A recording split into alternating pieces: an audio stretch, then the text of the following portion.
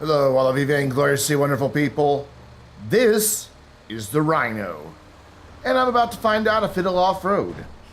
This is our second most voted for vehicle this week, coming in with 24 votes. It's actually been on the list for a little while, but recently made a climb after a couple different people voted for it. So, the tank. You noticed a quite little edit there. I sat for a long time on the start line trying to figure something out. So I just edited it out. There's no point in having like 45 seconds of me just sitting there. But nothing exciting happened, don't worry. So anyways, the tank, the Rhino. I will admit that, one, I just clearly forgot to turn off the invite sound because we just heard it beep. But two, the tanks in this game, I find difficult to drive. Because the camera doesn't stay locked to the vehicle like most other cars. So you're not only steering with the left stick, but you're adjusting the camera with the right, and it's just, I don't know, for me, it's a lot to manage. Go ahead, laugh, make fun of me for that, but I have trouble driving these things at speed. Like, I can, cruise along and take stuff out, but ask me to actually be precise, which, well, this will at off-road, of course, does require some level of precision. That's where things kind of fall apart for me. So yeah. Quick thank you to my buddy Rocket. You saw him there following me in his Rusty Rebel. This is his Rhino. I actually don't own a Rhino. I own one on Xbox 360, but I bought it like long after I had already transferred everything over to PC. So obviously it didn't transfer.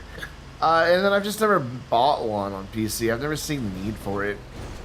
And obviously I'm such a low level on Xbox One, I don't think I can buy it yet. And even if I could, I don't have the money. So, it doesn't matter. I'm not going to drop $1.5 million on something that literally this video would have been the first time I ever needed it. So, I've just never found myself in need of a tank in GTA. I've got other cars with other weapons that cost far less. And some that cost far more, but whatever. So the tank is really capable off-road. It genuinely is. So I'm a bit conflicted with what happens here. I mean, you can see it powered right up through. They're not fast, but it powered right on up. It's going to run into a problem right here, though, because it's so wide. And again, this is one of those things you kind of have to get out of the vehicle and look and see it. But there's this weird, janky thing on this section right here. It looks fairly smooth. There's actually like this really sharp crease to it, and it's not as wide. Like the collision, you can see I'm actually colliding with the rocks way farther to the left than the texture of the rocks are animated in. So it's a tricky spot, and with the tank being as wide as it is, it's having trouble.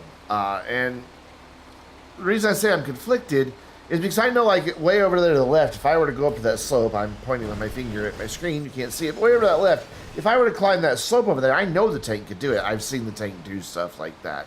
But ultimately, I don't know.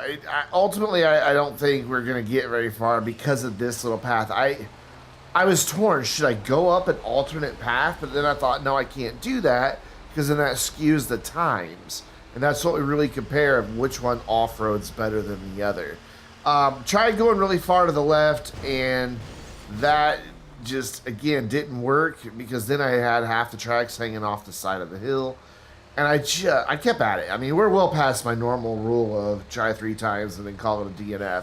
We're way past that now. Even tried to see if I couldn't just get, the thing to brute force its way up and over. I don't know. It just, this whole thing just never felt right to me. Because I know that the Rhino is very capable off-road. I've done it. I've seen it at the top of Mount Chiliad taking alternative paths. I know it can do it, but I had to call it a DNF because of the fact it fell off and it never got past that section using the route that we've established for Will It Off-Road. So that's why I'm conflicted about it. I did keep trying. Like, there's another 7 minutes of footage that I'm not even going to go into with you. But I did keep trying for a very, very long time to get it past there. And ultimately, that weird thing with the collisions of the rocks being farther out than what they're drawn in, plus the weird angle that's there for the hitbox that isn't drawn in. I mean, look at this. Obviously, the tank can off-road. It just didn't finish my course, but I'm willing to say, yes, the tank can off-road. I mean, look at that. Look at that. It's not fast, but oh my gosh, it just grunted its way in there. And notice, that's in reverse. You see we're looking at the back of the tank, or the front of the tank at the moment. Yeah, I'm in reverse right now, doing all that. So there's the invite sound. Obviously, the tank can off-road. It's just a DNF. But now we're back up to the top of Mount Chiliad through the magic of placing a vehicle in a death match because we wanted to do a damage descent. And honestly, this goes a little bit better, though there are places that we're still going to have issues. There's a weird graphical thing going on in this deathmatch. I don't know if it's something to do with an update to the creator or what, but Rocket was experiencing weird graphics glitches as well. You'll see them as like things get lighter and darker just at random, especially once we get all the way to the bottom. So I apologize for that. It's not like my recording software. It's just something about this deathmatch has now got an issue with the lighting. I don't know what's going on. I may have to make a new one, but there we go. We got unstuck from that tree. Usually by now we're well more than halfway down the mountain, and in this case, we're just having trouble. Because, you know, the Rhino can't get any speed to get any air to jump over a lot of these sections. And then it's just a big beast with that turret in the way. And so it takes a little bit longer to get down the mountain. But you gotta admit, it's taking a beating, and like no damage anywhere that's visible that I can see. Maybe the brake lights don't work. I can't quite tell at this point. Yeah, it's kind of hard to tell because now I'm in reverse, and I didn't have the headlights on, so I can't check the headlights right now. But they look to be intact, like genuinely. Wait, does this thing even have brake lights? No, it has backup lights. I don't know. Does the tank have brake lights? Well, I keep calling it the tank. I mean, that's what everybody calls it. Who really calls this thing the Rhino? Hey, man, you want to go to the military base and steal a Rhino? No. You know, military base is a tank. I mean, I don't know. If you call it the Rhino, that's awesome. But I don't know anybody who ever calls it by its proper name, ever. So we're finally making some headway here now that we got out of that big valley, but, you know, again, my issue of being able to steer and keep the camera in line and all that is getting us. I'm surprised it fit through that tunnel. That's the only one of those tunnels it's going to go through. Everything else is just too big. I just don't know if this thing has brake lights or not. I don't know. I didn't put it on the damage description that the brake lights are out, but I might want to need to amend that. I'll probably forget to check, honestly. By the way, I am very sorry that this video went up so late on Monday. The original version of it, YouTube just broke. I don't know what happened. I uploaded it, it processed, it was there and ready to go live, and then suddenly, like, the thumbnail went missing, and then the video was just unplayable. Like, it's like, this video could not be played at this time, please try again later. So, it was live for all of, like, 10 seconds today. Tried re-uploading it, and YouTube encountered an error processing it. I don't know if it was the same video that they originally had a problem with or what. So I had to re-render the video. And hopefully it will work. And I had to redo the voiceover because I didn't have the voiceover in the saved version. But anyways, we are down 3 minutes, 25 seconds with a victory shot. And, you know, it has some minor paint damage, possibly damaged brake lights, I'm not sure. But it also suffered shame and humiliation for not being able to get up a tiny, narrow path that even crappy little passenger cars can. But that brings us to our next vehicle, one that I have been talking about for a while, because I haven't been able to get the thing to ever spawn when I'm online, the JoBuilt Phantom. This vehicle has the most votes, coming in with 76. There is actually currently one vehicle listed that has more votes, and that is the HVY Dump. It is coming in with 81, so 5 more votes. But I've already done the Dump like 2 years ago. I did the dump. I'll throw a card up on the screen. Ooh, hiker down. I'll throw a card up on the screen if I remember, with a link to that HBOI dump video, so that whoever voted for it 81 times, first of all, thank you. Second of all, you can go watch that video. It's already done and ready for you, and you don't even have to wait. But since you did vote 81 times, if you want to message me, I don't know who you are. I don't, because it doesn't give me any information. If you want to message me, roughly what time of day it was where you live when you voted those 81 times, that will let me know that you are the person who really voted, and I will let you pick any vehicle you want to replace the dump, as long as it's, you know, not been tested before. Just message me on Discord. That's the easiest way to do it if you're not a member of the Discord. Links in the description down below. You can use it on your mobile phone, you can use it on a computer and a web browser, whatever you need to do. Completely free, no cost. And then just join our server and then send me a direct message. So, the JoBuilt Phantom is far and away, well, it was the fastest commercial vehicle until we got like all the custom versions of a bunch of different commercial vehicles, but this was for the longest time the fastest. And it is doing really well. I mean, it's got some wheel spin and it's going really slow, but what is saving this truck is the fact that it is staying in the right gear to put the power down with the right amount of traction. That said, we're going to see a really weird edit, and you're going to see a video appear at the top right of the screen in just a second. And the reason I'm doing this, well, there's an explanation for it. You can see I sped up the footage. You can see what kept happening, and you can see suddenly we're at 6 minutes. I ran into issues because, again, big, long vehicle, weird collisions happening there. And this is the first time I've tried to drive this truck up this mountain. And it took me a minute to kind of figure it out. And I didn't want to bore you with an extra, like, 3.5, close to 4 minutes of footage of me clearly falling down a hill, driving all the way back up. So I did speed that footage up, left it up there so that you could see that it really did happen. You know, that it took place, that it was there, that I wasn't just, you know, doing weird editing things and messing with the time.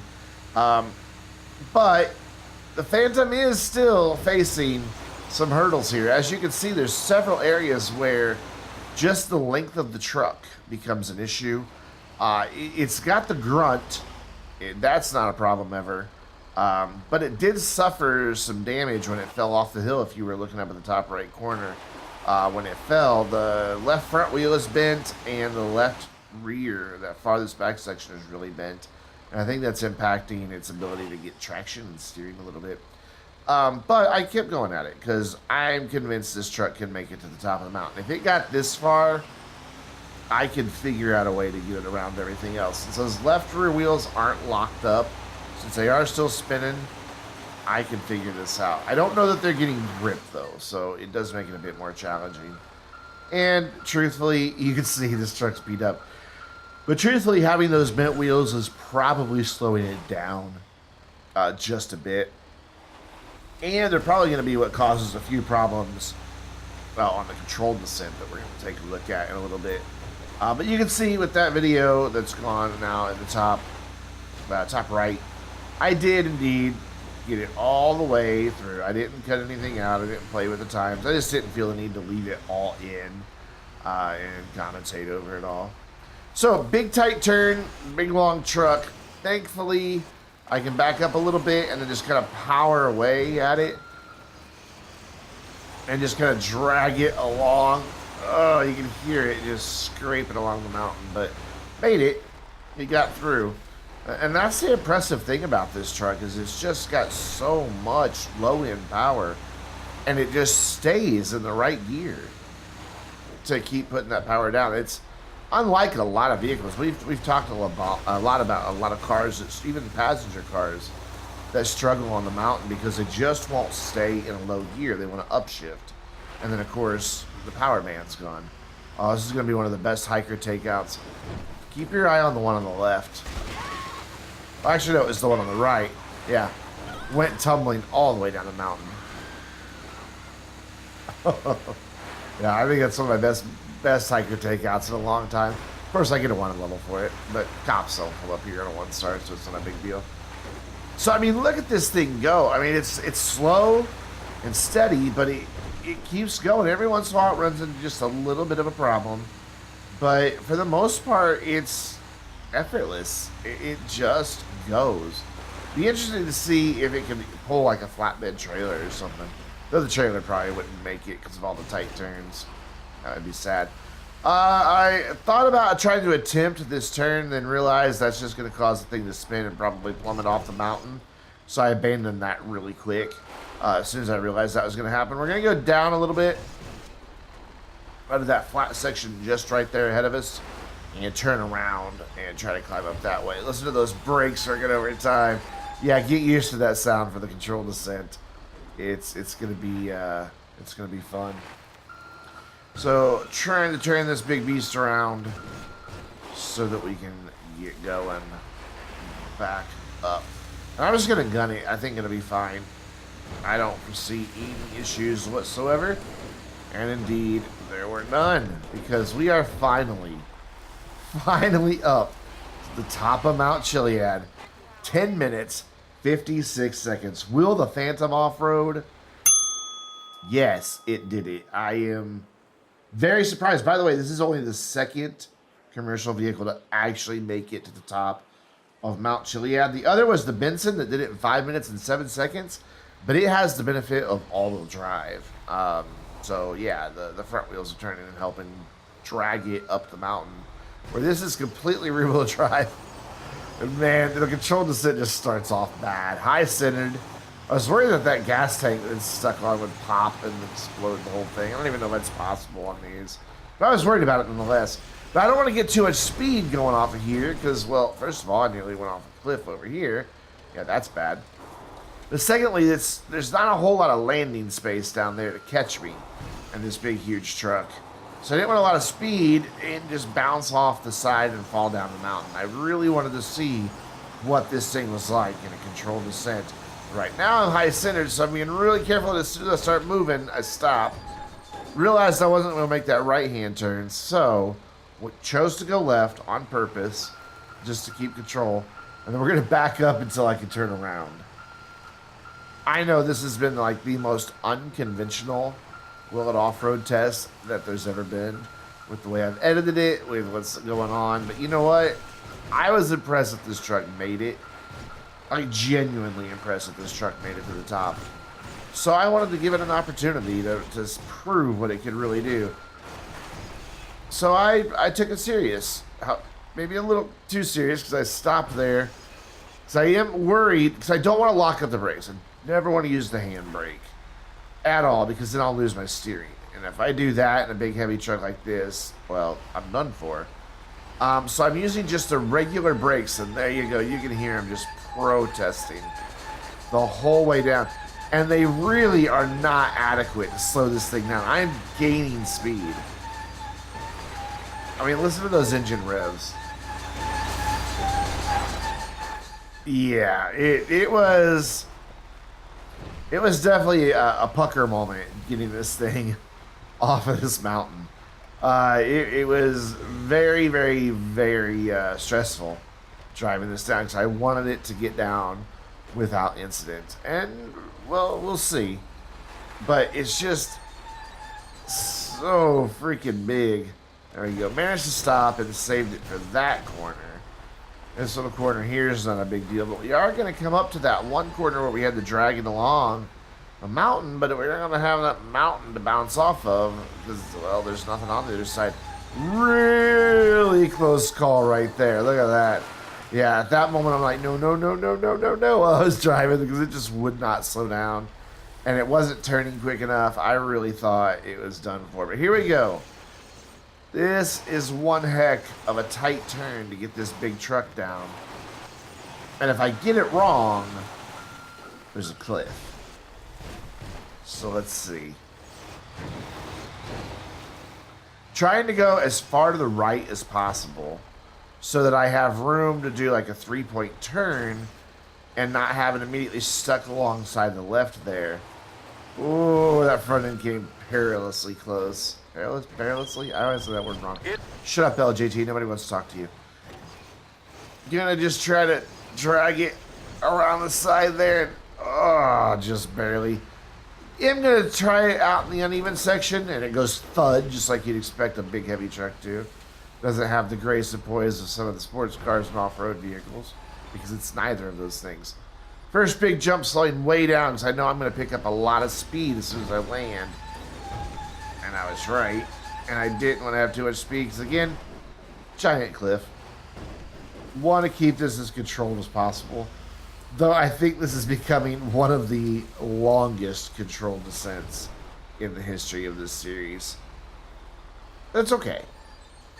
Because, like I said, I want this thing to succeed. I want it to do well, but probably should have a little bit more speed there. Because that was pretty ugly. But hey, we're going. We're making progress. But what that also means is we're coming up to a really big jump here in just a second. This one's not so bad. A lot of speed that it got because of its weight, and it kind of tumped over to the side, but it immediately righted itself. But man, listen to those brakes. I'm trying my best to get rid of this speed before this jump. Got it almost stopped. Tapped the accelerator just enough to make sure we keep going. But then right back on the brakes as soon as that momentum kicked in. Because this is big right here. This is the biggest jump we have. And oh yeah, that landing is not pretty. Thought I was gonna go over the edge, managed to save it though.